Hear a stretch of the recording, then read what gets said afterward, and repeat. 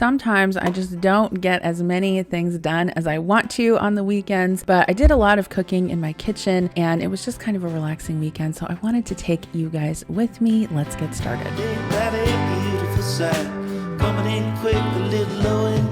So on Saturday, we trekked over to a soccer tournament. My son Connor is 9 years old and he is in travel soccer and he enjoys it so much. We have games usually a couple weekends a month, and it's normally a drive to a different town than we live in. So that's what we spent our day on Saturday doing. It was windy outside, but it was really nice and warm. And in fact, our faces got a little bit sunburnt, but here's an action shot of Connor. He really enjoys soccer and we love supporting him in that.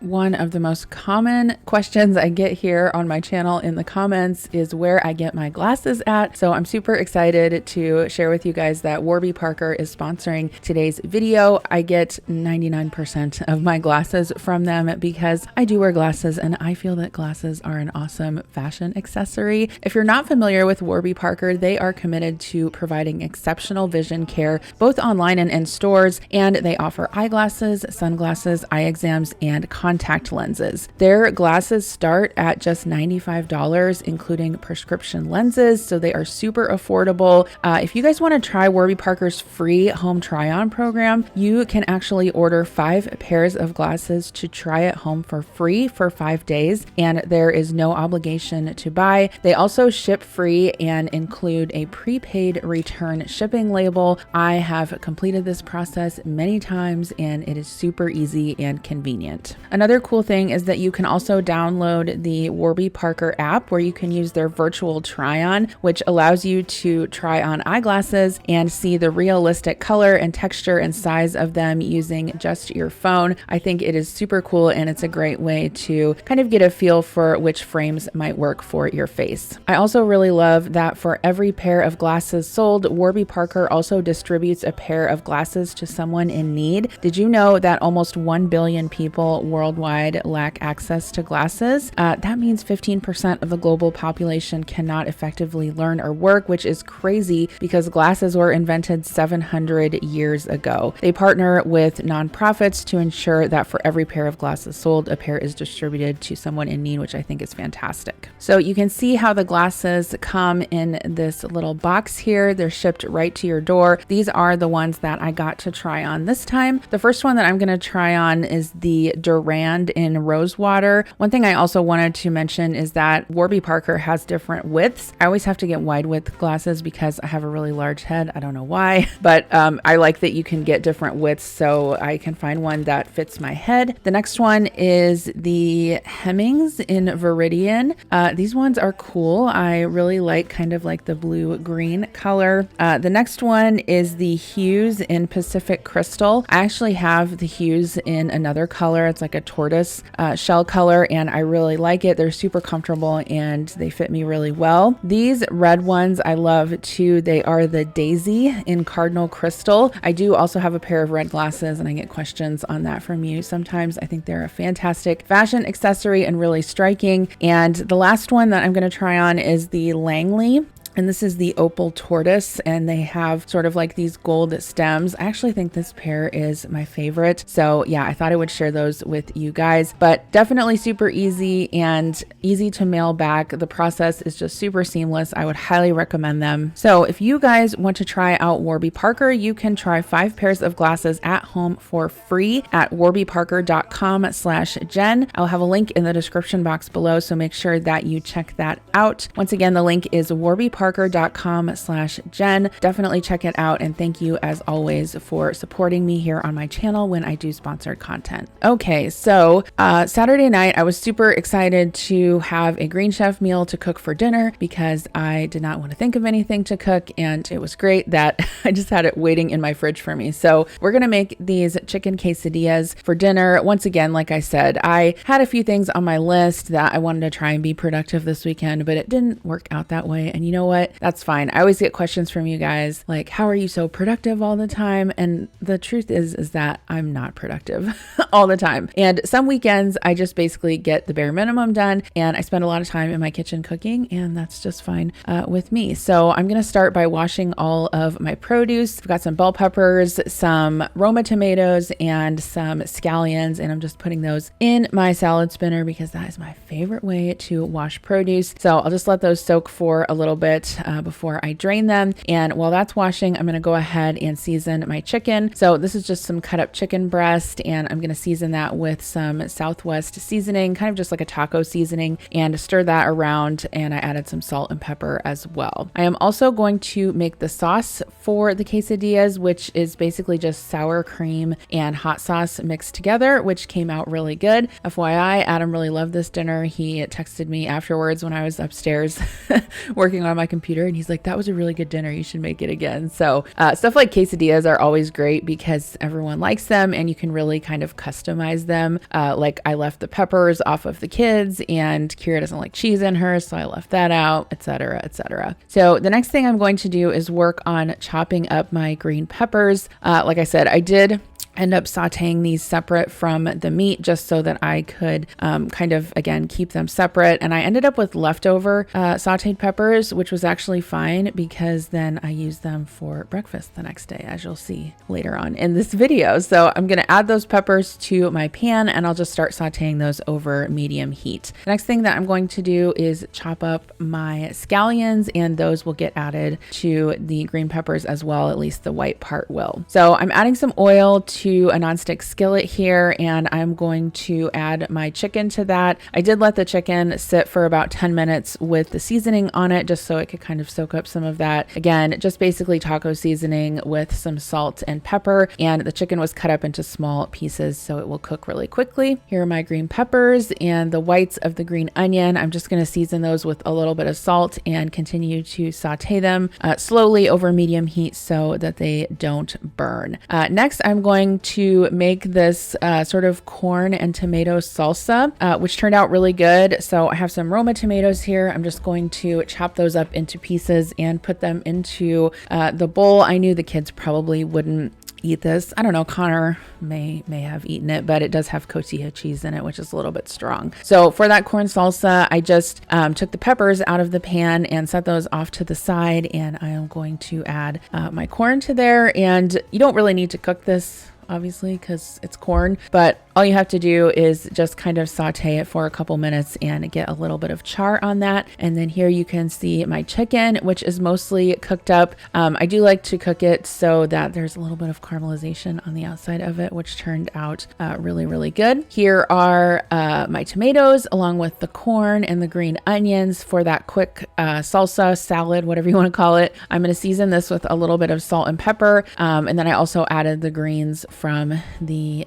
green onions to this, and I added a little bit of cotija cheese as well. So I'm going to start building a quesadilla. I'm going to sprinkle some cheese down, a combination of cheddar and Monterey Jack, and then I'm just cooking this in the skillet with some of that chicken. Here is a look at Adam's plate. I put the peppers on his quesadilla along with the chicken and cheese, added a side of sour cream and the corn tomato salsa / salad. Really, really good dinner and super quick. All right, so good Sunday morning. I'm just going to cook a quick breakfast this morning, and I thought I would share with you guys what I'm cooking. So I have some of those leftover peppers, some leftover ham that I diced up, and some frozen potatoes, and I'm just sauteing those in a skillet. I'm going to be making omelets this morning. So omelets are another great thing to make because you can customize them to what everyone likes. Adam likes green peppers and ham in his, and Connor just likes cheese. So I'm whisking up a couple eggs with some milk and salt and pepper, and then I just add them to a nonstick skillet that I've added a little bit of butter to. And then I just kind of swirl the pan around with the eggs in there until they are cooked almost all the way through before I add my fillings. I'm going to put some toast in the toaster, and you can see that I broke this omelet a little bit. This is Adam's, but it's fine. It all tastes the same. I actually cooked Connor's perfectly, which you'll see here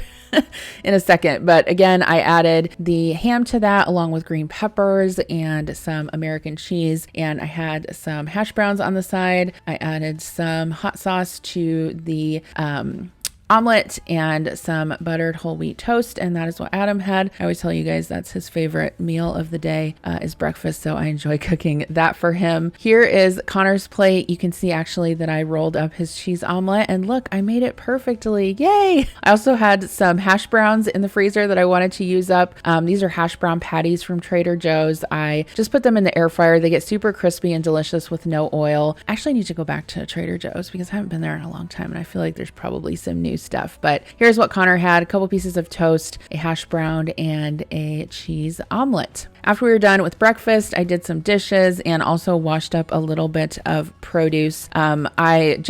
I didn't really get all of my produce washed this weekend. And you know what? That's fine because I washed some of it during the week. And like I said, every weekend can't be picture perfect. Sometimes you just have to relax, go to soccer tournaments. You guys that have older kids and activities, you know that it gets super busy with that kind of stuff. And I really enjoy it, but it does, kind of cut into the time that you have to get ready for the next week. But that's fine. It's fun anyway. So here are my green grapes. My kids actually ate through these in 2 days. So hallelujah. I need to go buy more. They are like fruit eating machines, but I'm just going to put them in this produce container, and that was done as well. Okay. So another thing that I wanted to get done today was to make some food for Murphy. I've been cooking his food homemade and he really loves it. I have some venison here, some Brussels sprouts, sweet potatoes, squash, cranberries, some fish oil, some nutrient blend, and some safflower oil. And there are a couple different blends that I make. I will be sharing another video that has beef and russet potatoes in it. But so normally for dry dog food, I have been buying the Solid Gold pet for him, which I still am buying. But then for fresh food, I was buying him the food from Ollie for a long time, which is actually really good quality. However, it is a bit expensive, which is fine, if you don't have time. But I always feel like I have at least a couple hours on the weekend, or not even a couple hours, really. You just need about 45 minutes to dedicate to this. So I thought I would try it, and it's working out really well. So I chopped up a bunch of Brussels sprouts that were pre-washed. I added those to the Instant Pot along with the venison. And then this recipe also called for some butternut squash. So I had 2 of those, and then I'm just peeling them. The thing with making homemade food for your dogs is that you really have to get the recipe right, along with like the weights and all of the oils and the nutrients and that type of thing. You can't really improvise because I did have a consult with a nutritional vet, and she kind of explained it all to me. How everything is exact, because you can't just kind of cook potatoes and beef and throw it together in your dog's bowl. Like, there are different things that you need to to make sure that your dog has. So I have a kitchen scale. I'm just using that along with a plastic bowl to make sure that I have all of the weights correct once I peeled the squash. I actually ended up using 2 Instant Pots for this, which was fine. I just wanted to make sure that I had enough room so that they would come to pressure adequately. And I actually did this wrong. So I didn't really have to peel the sweet potato. Same with if you use russet potatoes in your dog food recipes, you don't have to peel it. I don't know what I was thinking. I'm just so used to peeling sweet potatoes. So I decided to go ahead and peel them, but next time I'll remember not to do that. So then I'm just going to cut this up into cubes as well. Now there's a couple different ways you can make this food. You can do it in the Instant Pot, which I always find the most convenient. You can also do it in the slow cooker, or you can do it on the stovetop and roast the veggies in the oven. I obviously find the Instant Pot to be the most efficient. The only thing with cooking for Murphy is that he's a big dog, so he does require a lot more food, than a small dog would. So it is a larger volume, but I can cook enough on the weekend to last the whole week. So I added the sweet potatoes into there, and then I'm gonna sprinkle some cranberries. These are unsweetened cranberries into each one. And then I just cook this on high pressure for 12 minutes and let it do a natural pressure release. And that is pretty much it. Once it's done cooking, I add it to this big roasting pan just so I can stir it up. I add the oils. This recipe calls for safflower oil. And then I add some of the nutrient blend. That's what has all of the proper nutrition and vitamins and everything that your dog needs. And then I also add some fish oil and just give that a stir and try to incorporate and mix everything as well as I can. Okay, so these these are the containers that I've been using, and I find these on Amazon. I can link them down below. They're actually reusable, which is nice. And they're almost exactly 2-cup containers. So I've found that 2 cups of the food fits perfectly into each one of these. You can also freeze this food if you want to. I haven't found the need to yet because I haven't made that much in advance. And what I do is I go ahead and I calculate the calories for the whole entire batch. I just use MyFitnessPal to calculate the calories, and then I divide it out into how many servings I have, and that's how I calculate how many servings to feed Murphy every day. So he is about 90 pounds, I think. 90, I can't remember if he's 90 or 95 pounds, but the vet recommended that he have like 1,730 calories per day. And so that equates to 3 of these containers of the venison and squash.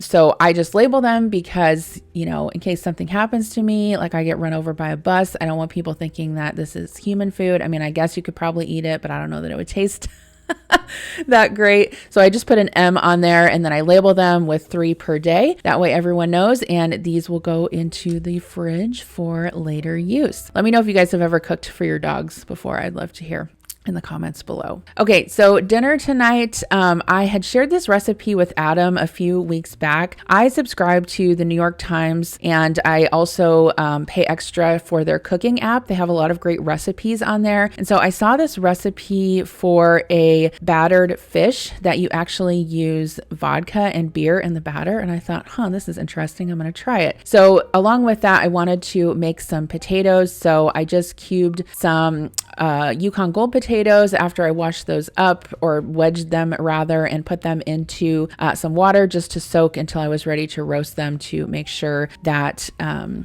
all the starch came off of them. Next, I'm going to make some coleslaw. I'll link the recipe I use for coleslaw down below. So like I said, we're doing an old fashioned like fish and chips coleslaw. I'm going to make some hush puppies, the whole 9 yards, and it ended up turning out really good. So the recipe I use for coleslaw is the KFC Copycat. Typically I do use a mixture of regular sugar and sugar substitute in the recipe, just so I can cut down on the sugar and calories a little bit. But other than that, I make it exactly like the recipe says. I just added in some shredded cabbage, and in the dressing is like milk, buttermilk, mayo, lemon juice, vinegar, salt, and pepper.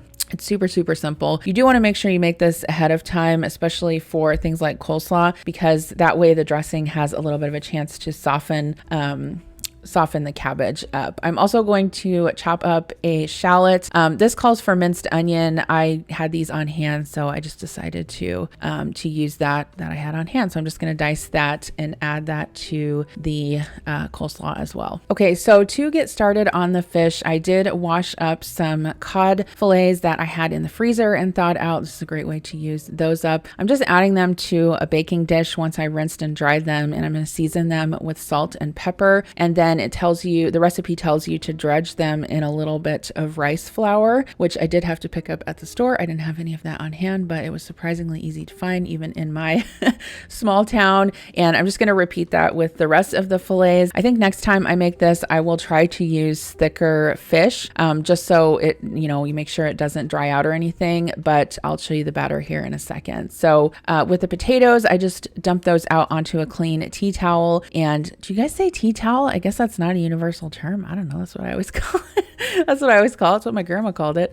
Just to dry the potatoes off, I put them on a baking sheet, drizzle them with olive oil, and season them with seasoned salt. I always have a container of seasoned salt in my spice cabinet, and I just never think to use it. And so I've been using it recently on like hash browns and potatoes, and it's actually really good. So if you got Lowry's seasoned salt, get it on out and use it on your potatoes. So I like to make sure that all of my potatoes have a cut side down on the baking sheet. That just makes them brown a little bit quicker. And I put those into a 425-degree oven for about 30 minutes. Okay, so now I'm going to make some hush puppies. I will link all of these recipes down below that I'm using, by the way, in case you guys want to recreate them. This recipe is super easy. And if you've ever had Long John Silver's hush puppies, it is supposed to be a copycat of that. And I will say they are pretty close. It's basically just just a batter of flour, cornmeal, 1 egg, some milk, and some salt and pepper and baking powder and onion powder. I was also going to try to fry up some shrimp as well. So I seasoned those with some seafood seasoning, added them to a bowl along with some rice flour. For the batter itself, I'm going to use some rice flour, some all-purpose flour, some baking powder, salt, and then the liquids that go into the batter is some vodka along with some light beer. So I have made fish batters before with beer. I have done them with club soda, but I have never used vodka. And don't worry, even if your kids are eating this or if you don't drink alcohol, all of the vodka evaporates off. That's the whole point of using it, because when you fry the fish, all of the vodka evaporates out of the batter, and then you're left with like this super crispy batter. So if you're looking for a good fish and chips recipe, I feel like this one is it. So once I added the beer and the vodka, I'm going to go ahead and whisk that all together. I'm just imagining all the comments I'm going to get about putting vodka in my fish batter, but that's okay.